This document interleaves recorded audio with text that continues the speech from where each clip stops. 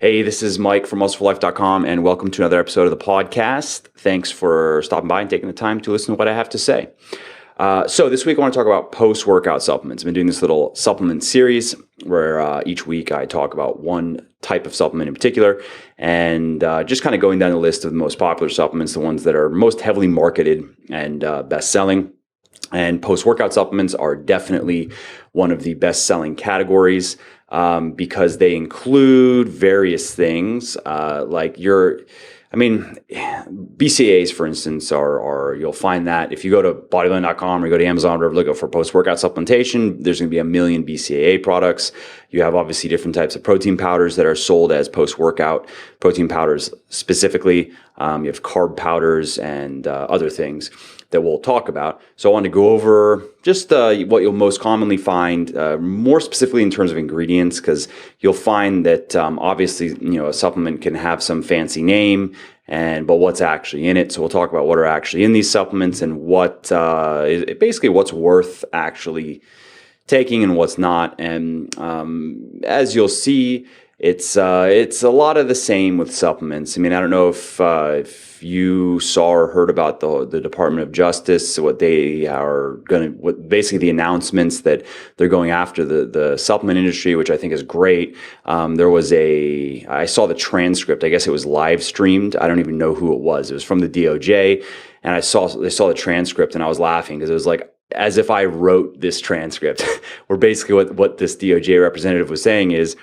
it's not that all supplements are bad. It's that the supplement industry and a lot of the supplement industry in general is bad. It just is. It's a scum industry, and that you have a lot of bad people and bad companies in this industry selling bad products and just lying because it's so unregulated and you can get away with basically anything. That's how it's been. It's been a Wild West type of marketplace that now the government's going to be doing something about it. So they're going to bring lawsuits against GNC for stuff that they're selling, which is hilarious because one of GNC's things, they have their whole they explicitly say they don't amino spike their proteins. I've seen it on the internet where it's a little marketing piece on where they talk a little about amino spiking, which we talked about last week, and that they don't do it and they don't stand by it and blah, blah, blah. And then in third-party lab tests of their proteins, they're amino spiked, of course.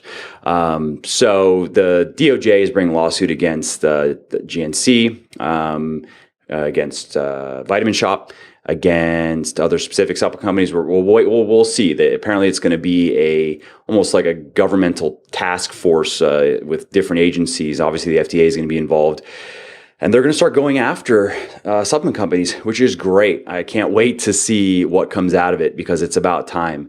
It just feels like vindication on a personal level of just the stuff that I've been saying since the beginning. I mean, I've only been in the fitness space for a few years now, 2.5 years, 3 years. And in terms of supplements, I've only been in the supplement business for maybe a year and a half. So it's kind of like from the beginning, this is what I've been saying, is that the supplement industry is a bunch of bullshit. A lot of these companies are bullshit. A lot of these people are bullshit. They're just scum. They just don't care. I've written about it. I might even have spoken about it, but here's your average supplement seller. Here's that person. So I knew someone that was in the supplement space. He was selling like weight loss pills. And he was doing about $4 to $5 million a month in revenue, and he was spending about $2 million a month in advertising. So there was obviously a big spread there, and it is an internet business, so low overhead. This is before I was even in supplements, and I was just curious, like, what is it? What are you selling? What's your cost of goods? What are the margins like? And he was like, the margins are really good. I'm like, well, what are you selling? He's like, pills in a bottle, man. I'm like, what do you mean pills in a bottle? What are they? He's like, I don't fucking know. The pills in a bottle, dude. I don't care. I'm like, right, okay. So that's there. That little anecdote kind of just encapsulates the supplement industry in general. Pills in a bottle, powder in a bottle with a bunch of bullshit. And in that case, that guy was he was doing the whole shady rebill scam, which funny enough, I've been approached by various companies to get in on, you know, to set up something like that for Legion and for Muscle for Life. And they don't have any idea who I am or what I kind of stand for or what my philosophies are. They just see a money opportunity. So it's been funny emailing with some of them. And what they tell themselves, you know, I remember one guy, he was trying to pitch me on it, and I was like, nah, I'm not really into scammy rebilling, thanks though. And he's like, well, that's an interesting way to look at it. I'm like, yeah, motherfucker, that's what it is. You're tricking people into getting $1 bottles and you're rebilling them, you know, on average 3 or 4 months before they cancel. And you make it super hard to cancel. And he's like, well, okay, you just keep doing what you're doing then. I'm like, all right, bye, dude.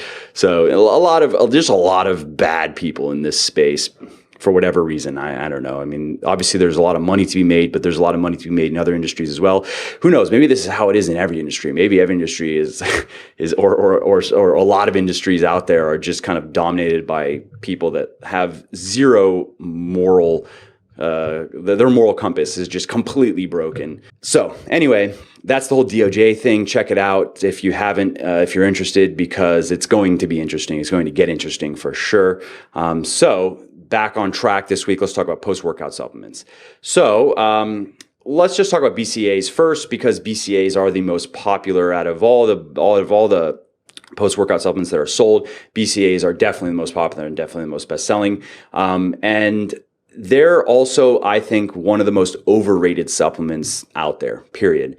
It's because if you're eating enough protein in your diet, which is going to be somewhere around 1 gram per pound of body weight, you don't need BCAAs. You just don't, unless you're training fasted, which I've written a lot about and I've spoken a lot about. So I'm not going to go into the mechanics of fasted training.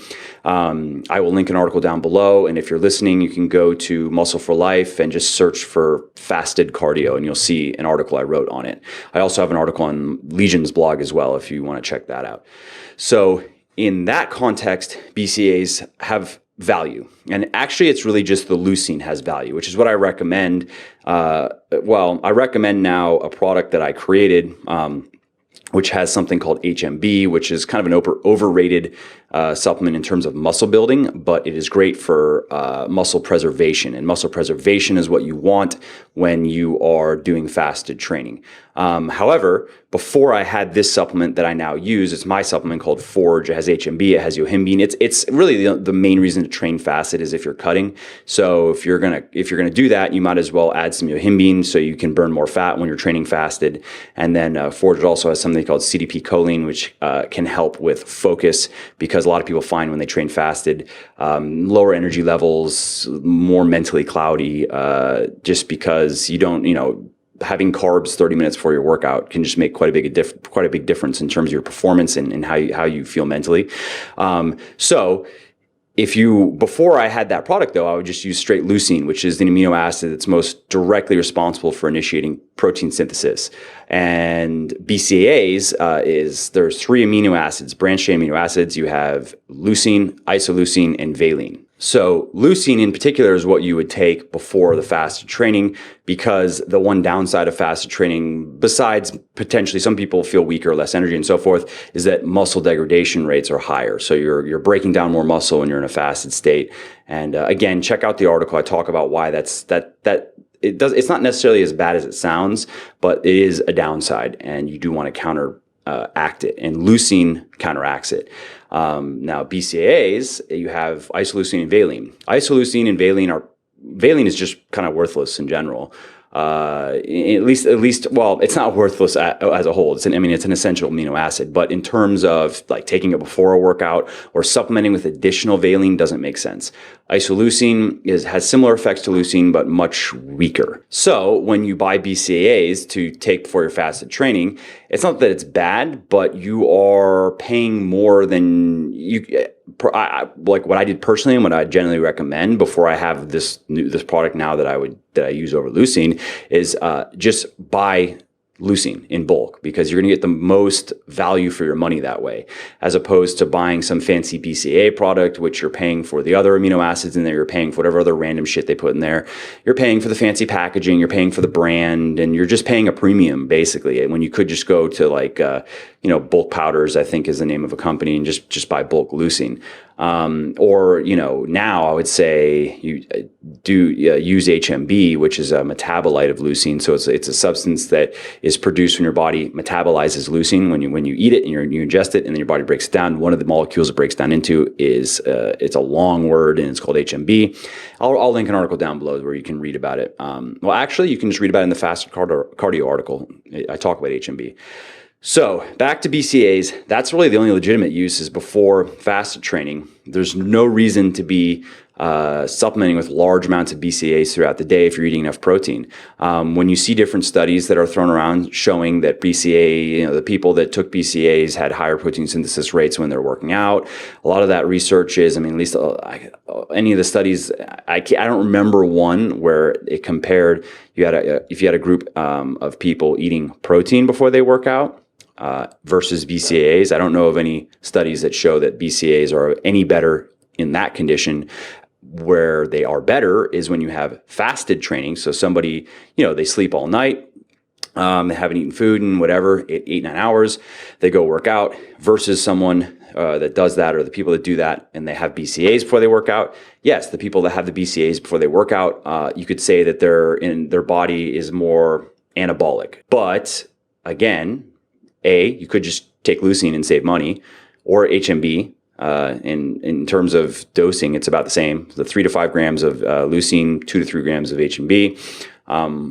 Or B, you just have protein if you're not training fasted. So having BCAAs post-workout, again, just eat protein. There's no need to have BCAAs. Protein contains BCAAs, of course, and especially if you're having a high quality protein like whey protein, which is just kind of a segue into the next post-workout supplement that's out there, which is just different types of protein powders.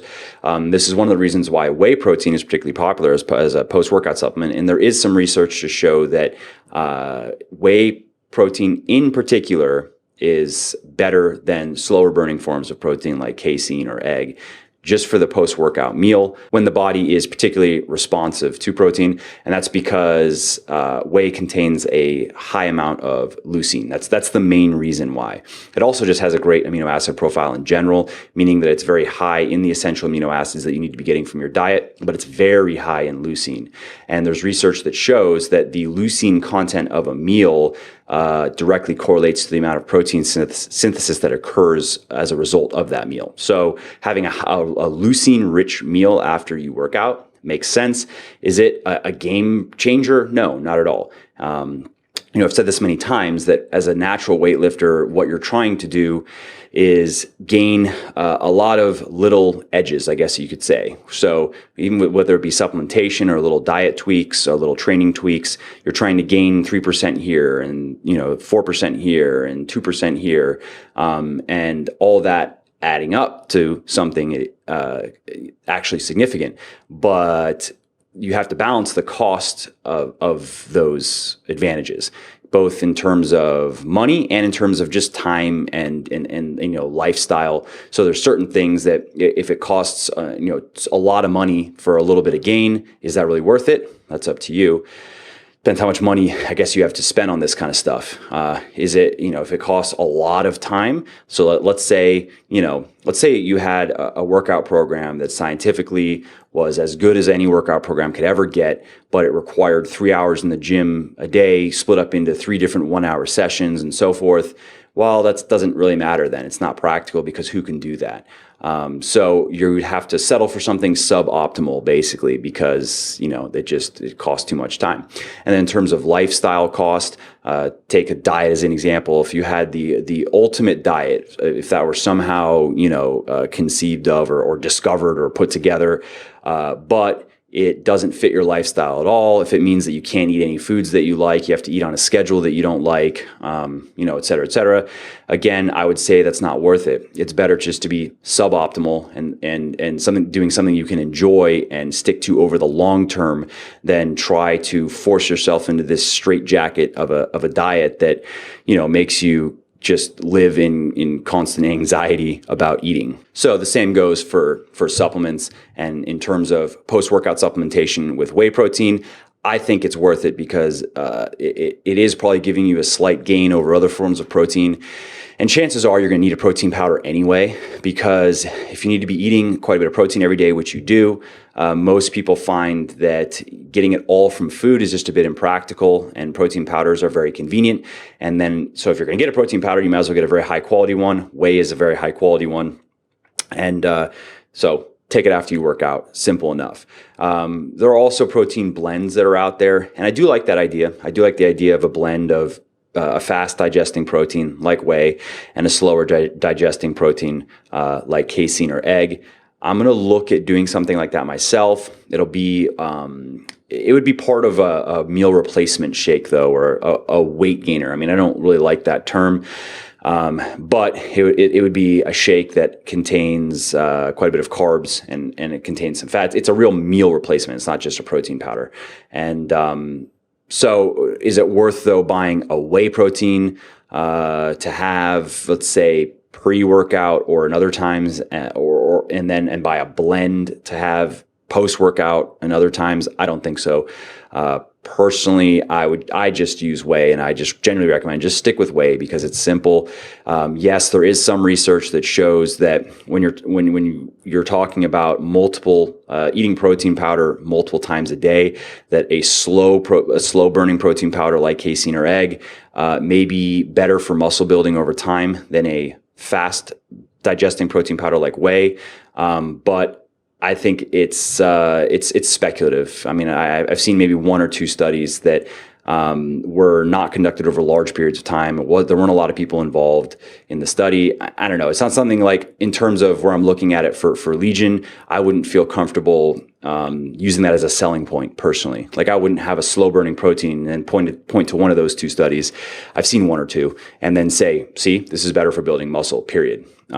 It's very much a research suggests there might be something here, but we don't know. And that, I mean, obviously that's not a strong marketing pitch. I wouldn't make a product on that. Like, I don't know, maybe this is a little bit better, maybe not. But if you want to buy it, buy it. That's not a very good pitch, obviously.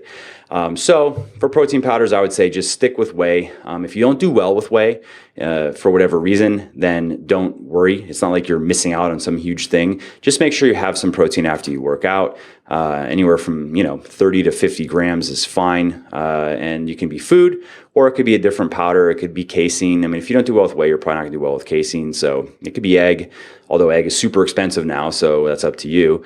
Or it could even be like a brown. If you want to do something plant, it could be brown rice. It could be pea. Or again, just eat food. All right, so now let's move on to the next type of post-workout supplement that is pushed pretty heavily, and these are carb powders, which are usually just dextrose. And dextrose is it's made from corn. It's glucose. It's a slightly modified form of glucose, which is blood sugar. And the idea is that for replenishing glycogen stores, and just as in case you're not familiar with the term, glycogen is a form of carbohydrate that is stored in your muscles, primarily in your muscles and in your liver, and your body can burn it for energy. Just keep it simple. And when you are working your muscles, like when you're doing resistance training, for instance, or even high intensity type of exercise that really pulls on, it's beyond your aerobic threshold. It pulls heavily on your glycogen stores. So the idea is replenishing those glycogen stores after you work out. Now that sounds good, and this is something that is generally oversold. It's overhyped as if this is super important. It's definitely important if you're training twice a day, or if you are working out in the morning and you're going to be doing some sort of sport or physical activity later in the day that also requires glycogen stores. Yes, that is important. And but in terms of building, if you're just someone like me, you go to the gym, you work out, and then you might do some cardio later in the day, but you're more or less done, and you're just looking to build muscle and strength, it's not all that important. Having protein after you work out is more important than having carbs. That said, there is a benefit to elevating your insulin levels after you train.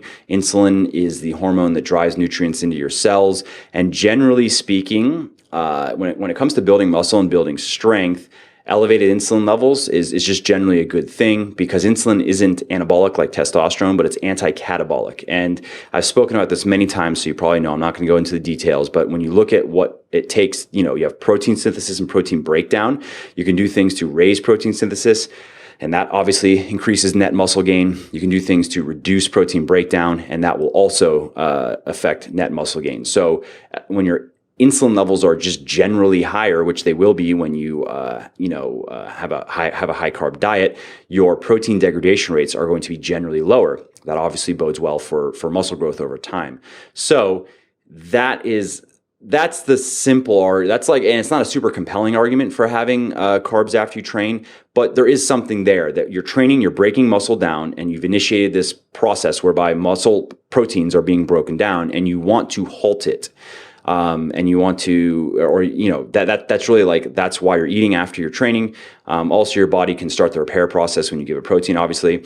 So protein, it does elevate insulin levels, but not as long as, if just a meal of 2 scoops of whey, yes, it's going to elevate insulin levels quite a bit actually, but not nearly as much, not as long as if you had 2 scoops of whey and let's say 80 grams of carbs. So that's why I recommend that you do have carbs after you train.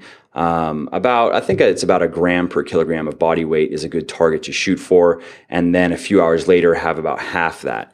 Again, this is a minor point of dietary optimization that is I just think it's worth doing, because there's also no downside to it. The only real reason to not have carbs after you train is if you really want to save those carbs for later, which is actually what I personally do now, because I'm in this kind of maintain holding pattern in my training, and I'm not really trying to push myself to gain more muscle and strength, because I don't want to bulk, and B, I don't really want to be much bigger. This is kind of the physique that I want. So I'm at a maintain point. So I get to now play with my diet more just to my eating preferences. And my eating preferences are, I like to eat a majority of my food late at night. Or, well, I wouldn't say late at night. I like to eat a decent dinner, and then I like to eat a lot of carbs at maybe 10 p.m. That's just the way that I like to eat. So by the time 10 p.m. rolls around, I've eaten less than 100 grams of carbs for the day, probably closer to 50, 60. And I've eaten a lot of my protein, the majority of my protein, but now I have a lot of carbs that I can eat. And I also save a bit of my fats for that meal. So that's just the way that I like to eat. But if I were, let's say you're looking to, you're still building your physique, I wouldn't do it that way. I would definitely be spacing my carbs throughout the day. And it would start with, I work out early in the morning. I get up at about 6, then go to the gym. So I would start after, once I get to the office here, it'd be protein, carbs, and then I would have carbs throughout the day just to generally keep my insulin levels higher. And no, that doesn't make you fat. And I'll link an article down below. So if you want to go check that out, that insulin is not your enemy. It's your enemy if you're overweight and sedentary and eating way too much food. But if you are at a normal weight, if you're relatively lean and you work out regularly, insulin is not your enemy. So back to carb powders that are, dextrose, for instance, is a glucose-rich carb source, which is good for replenishing muscle glycogen stores. It is, because fructose, which you find in fruit, is not. It's good for replenishing liver glycogen stores. It's not the glycogen replenishment that matters so much with the post-workout carbs. It's the insulin response. If you were, let's say, working out first thing in the morning and then in the afternoon you had to go to football practice or something like that, then yes, you definitely want a glucose-rich carb source after you work out in the morning, because you want your muscle glycogen levels to be maximally replenished as much as you can get them, basically for the practice later in the day. But if you're like me and you have some, maybe you're going to do some cardio later, but it's not like you're not racing, you're just doing some cardio to burn some energy. It's not all that important. So I'm kind of like whatever about dextrose in that regard. And I kind of don't like it because I think that it's much smarter, especially if you're going to have 80 grams of carbs from dextrose, which is what you would get probably anywhere from 50 to 80 grams if you're using those products the way that you're supposed to use them. You should be, in my opinion, you should be eating food. Carbs are, remember, flexible dieting and watching your macros and everything, it's not, there's more to diet than just macros. You have the micronutrient side of it as well. You have a lot of vitamins and minerals and other things that your body needs to stay healthy and be able to perform optimally. And you're not going to get any of that from dextrose. And that's why I much rather see people just eat food, fiber-rich foods, nutrient-dense carbs. Oatmeal is a great post-workout carb. Starchy carbs are as well. Potato is always a great choice. I mean, potatoes are very filling. They're very carb dense. They're very micronutrient dense. It's just a great food. Even if you like different grains, it could be bread, it could be pasta. I'd rather see people eating that kind of stuff than just drinking dextrose. So maltodextrin is another corn-based or corn-derived carb that you'll find in post-workout supplements, and the story is more or less the same, that it's fine as a carbohydrate, it's fine for replenishing glycogen stores, but it doesn't have any nutritive value. So personally, I tend to stay away from carb powders, and I generally recommend people stay away from carb powders for that reason. You're not really gaining much of anything, and you could be getting nutrients, especially fiber, because a lot of people's diets are low in fiber and especially low in soluble fiber. Insoluble fiber, which is the rough stuff that we can't digest, that kind of just bangs around. Our diets tend to be higher in insoluble than soluble, which is the type of carb that you'll find, the type of fiber that you'll find in in Quest bars, for instance. That's their whole net carb thing. They're saying that the soluble fiber that they have in there that it doesn't have calories, when it does. Soluble fiber does have calories. There's bacteria in the large intestines that do things with it, and it's important for your health, but it does have calories, and that's why that net carb thing is a bit it's actually just misleading. It's not true that, like, if you look at a Quest bar and it says 2 grams of net carbs, it does not have 2 grams of carbs. For those that are just tracking macros, if you want to know the actual calorie content, you have to look on the back. You have to look at the supplement facts panel. That is the correct calorie count.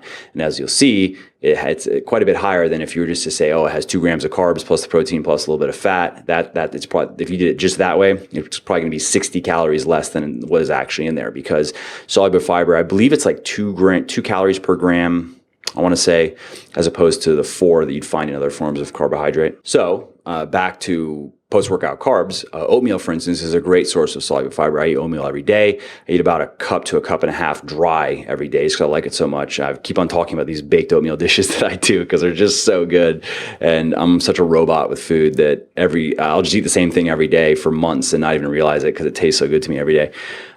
So anyways, that's carb powders. When I'm going to be looking into some other options for this weight gainer or meal replacement shake that I want to make. Obviously it needs to have carbs, because really the main purpose of this is for people that logistically it doesn't really work. Let's say they need 800 calories after they train, and let's say they go, they're like me, it's straight to the gym and then straight to the office, and getting that in food just doesn't really work. So they want to drink something. So I'm going to be looking at nutritious sources of carbs and more nutritious, high quality sources of fats.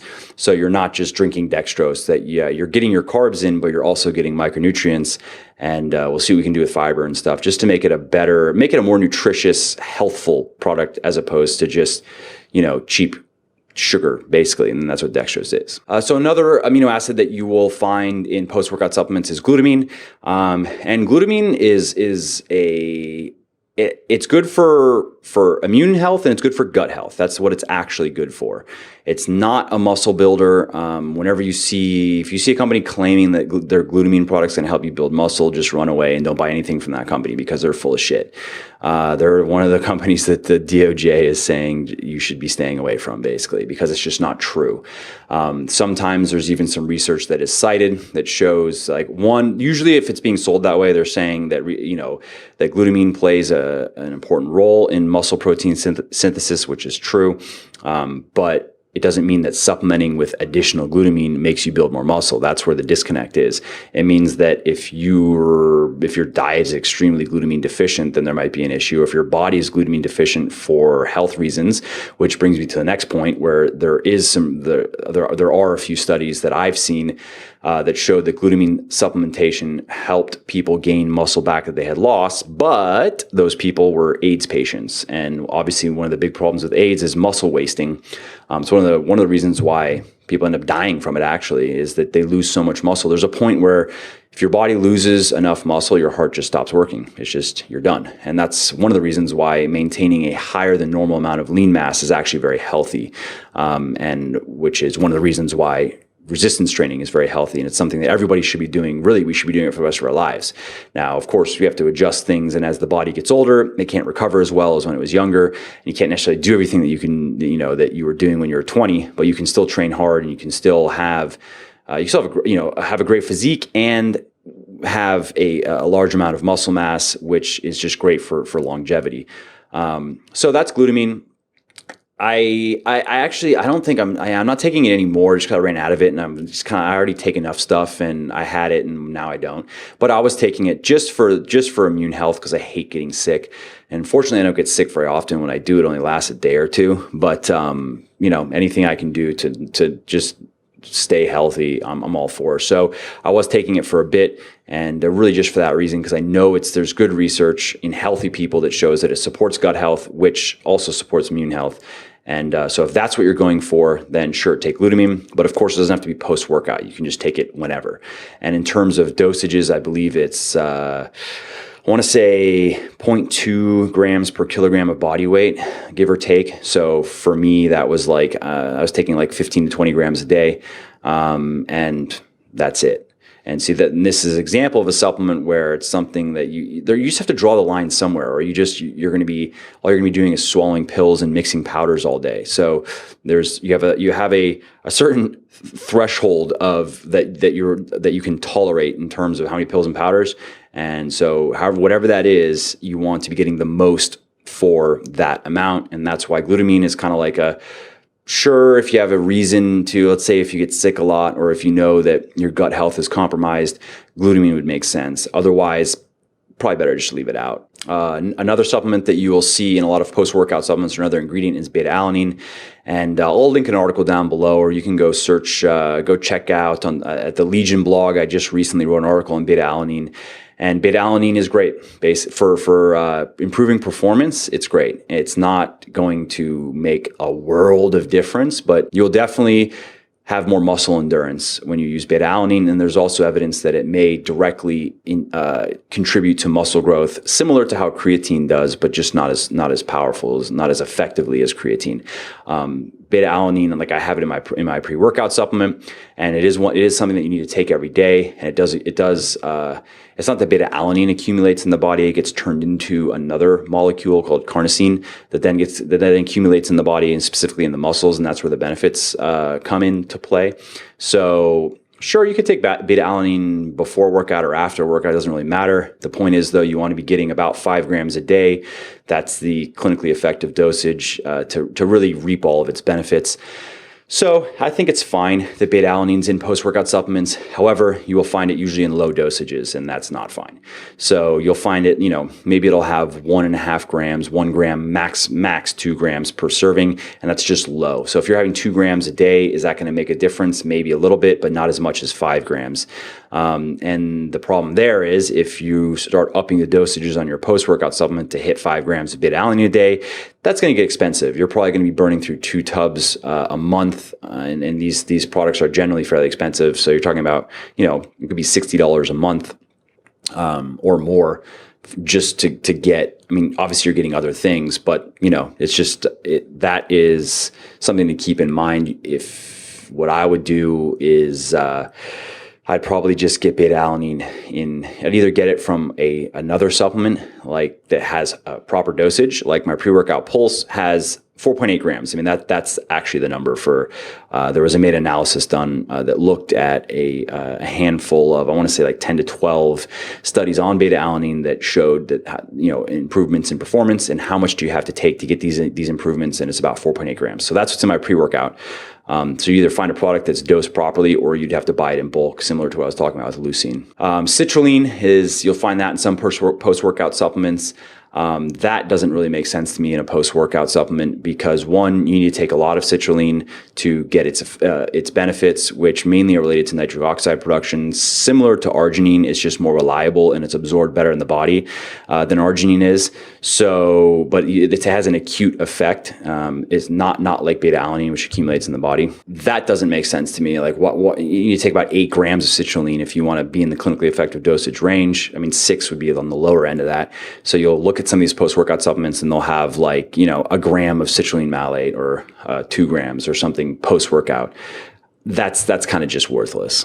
So that's the long story short. Citrulline, don't need to belabor that one. So betaine is another ingredient that you'll find in post-workout supplements, at least in some post-workout supplements.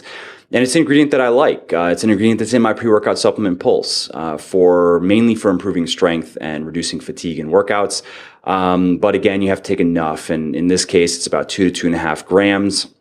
And you are not I haven't seen that amount in any post-workout supplement. That's my pre-workout contains 2.5 grams, but I've seen anywhere from 500 milligrams, well, less actually, but generally seems to be about 500 milligrams to 1 to 1.5 grams. Are you going to benefit from that? Maybe. I mean, 500 milligrams, you probably wouldn't notice anything. 1 to 1.5 grams, you probably would notice something, but it's not going to be the same as 2 to 2.5. I mean, obviously 1.5 is better. At this point, it's just 1.5 is better than 1, but it's not where it should be. It should be 2 to 2.5. And last but not least is creatine. And creatine is it's a peptide, so it's 2 amino acids that are bound. And I've spoken a lot about creatine. I've written a lot about creatine. The long story short is it works. If you are into weightlifting, you should be taking creatine, period. It's safe. There are hundreds and hundreds of studies on creatine. It's probably the most researched molecule in the entire space.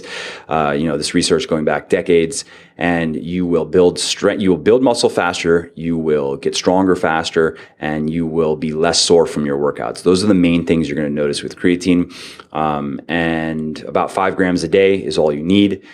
3 grams would be on the lower end of clinically effective, but 5 is what I recommend. And 5 is that's the safe number, quote unquote, for getting everything you can out of creatine. You don't have to take more. Some people will ask me sometimes, so, should I saw somewhere that you should be taking 10 grams of creatine a day. No, it's just 5 grams is really where it's going to cap out. Anything beyond that is diminishing returns fading to the vanishing point where it just nothing is changing just because you're taking more. So, of course, creatine absolutely makes sense to include in a post-workout supplement. My post-workout supplement, which is called Recharge, contains creatine, and it contains a form of carnitine called L-carnitine L-tartrate, which is shown to reduce muscle soreness. Because when I was looking at building a post-workout, I was like, what are we trying to achieve here? Protein, I'm not going to input in it because people have different, you may want to have whey protein. You may want to have, maybe you don't do well with whey, so you want to have a different type of protein. Maybe you want to eat. So I'd rather just leave that up to you and not force you to have a certain type of protein in the post-workout supplement. Obviously, I talked about carb powders. I would much rather see you eat nutritious foods than drink a carb powder, so I wasn't going to put any carb powders in there. As you know, BCAAs, it doesn't make sense to have any BCAAs after you train. It doesn't make sense to have leucine after you train. Just eat food. The only time when it would make sense to have leucine is if you're not going to be eating for a while. Then it's not a bad idea, especially if you're training fasted, to have some leucine. And then if you're going to eat, let's say you're going to eat 4 hours after some fasted training. Personally, what I would do is I would train. I would have some leucine or HMB before I train. I'd have some after I train, and then I would eat, after when it comes time to eat. So in looking at putting together the post-workout supplement, it's like, well, what do we really want out of this?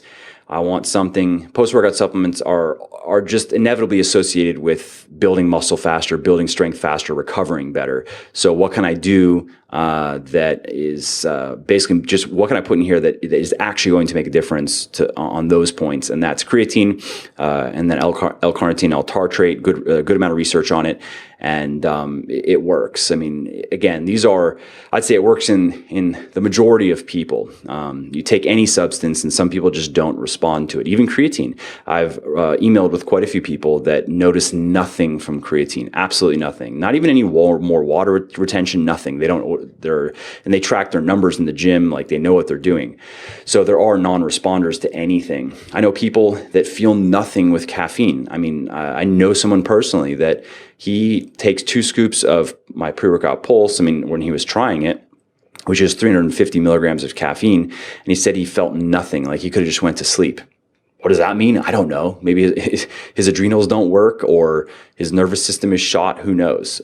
So, obviously I'm going with things that have good research in healthy adults, and ideally in people that are resistance trained or endurance trained or athletes or whatever.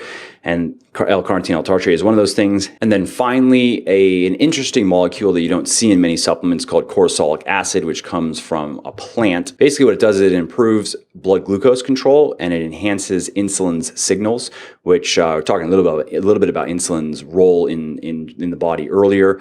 And the better your cells, especially your muscle cells, respond to insulin, the better that's going to be for muscle growth over time, because that's how nutrients make their way into the cells, which the cells need to grow and so forth. So it's an interesting molecule that because you're eating a lot of food and you're eating a lot of carbs after you train, anything you can do to enhance insulin's effects in the body in that meal is valuable. It's a minor point, of course. It's not a huge selling point, but it's an added little thing that supports the overall dietary strategy, basically. And that's it. That's all that's in my post-workout supplement, because I haven't come across anything else that really makes sense to include. And I'm always on the lookout for things, but really the majority of your muscle building and strength building benefits are going to come from creatine. Out of everything you could possibly take, it's creatine plus beta-alanine. Like I said, has some slight effects like that, but it's mainly going to come from creatine. And then anything you can do to further reduce muscle soreness, whether it be through supplementation or massage or foam rolling or stretching or whatever. Although stretching probably wouldn't help, but massage definitely can help, and foam rolling definitely can help for the same reason.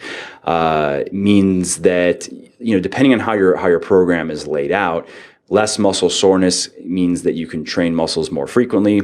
Or, some people, they'll find that they get very sore from a workout and, they're not, the soreness hasn't really dissipated for 5 to 7 days. And it's not that you can't train muscles if they're sore, but it can definitely get in the way of things. And also, obviously, it can be pretty annoying if it's bad. So, anyways, that's my reasoning behind my post-workout supplement, and I'm always looking for ways to improve. Really, all of our products. We're always on the lookout for new research and new. Can we add something that would make a product better? I mean, obviously, we have to work with production costs, but we spend a lot more on producing our products. Probably, I actually don't know of any company that spends. When you look at our formulations.